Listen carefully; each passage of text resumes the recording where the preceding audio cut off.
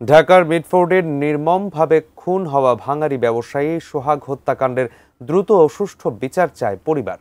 বরগুনা প্রতিনিধি মাসুম বিল্লাহের পাঠানো তথ্য এবং ছবি নিয়ে আরো বিস্তারিত থাকছে ডেস্ক রিপোর্টে।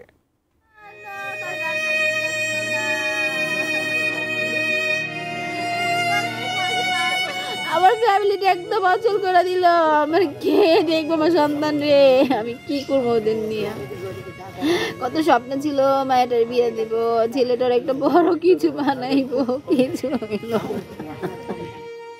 এইখানে শেষ শয্যা ঢাকার মিটফোর্ডের সামনে প্রকাশ্যে খুন হওয়া ভাঙারি ব্যবসায়ী লালচাঁদ ওরফে সোহাগের। স্বামীর কবর জড়িয়ে ধরে স্ত্রীর আহাজারি থামছে না। শুক্রবার দাফন হয়েছে তার। শোকে স্তব্ধ তার পরিবার।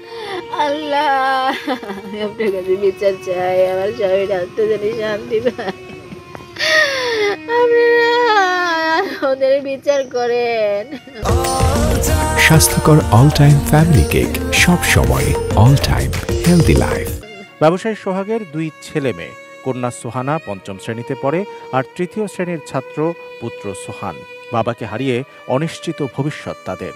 সবাইরে কঠিন শাস্তি দিতে হবে, যাতে পরের বার কেউ এটা করতে গেলে যে ভাবে যে এই জিনিসটা করার জন্য আমরা একজনের শাস্তি পাইছে। বাংলাদেশ এখন সচেতন।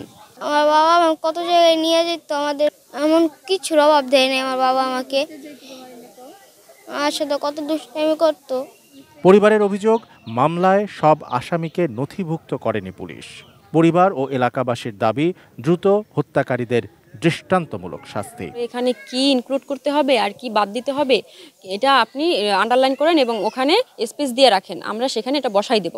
আমি বলছি আচ্ছা ঠিক আছে। তবে আমি পড়ছি এবং পড়ে আমার মোবাইলে ছবি রাখছি। এটার কাগজটা আমার মায়ের হাতে সিগনেচার করা হয়েছে, ওইখানে ওই নামগুলো নাই।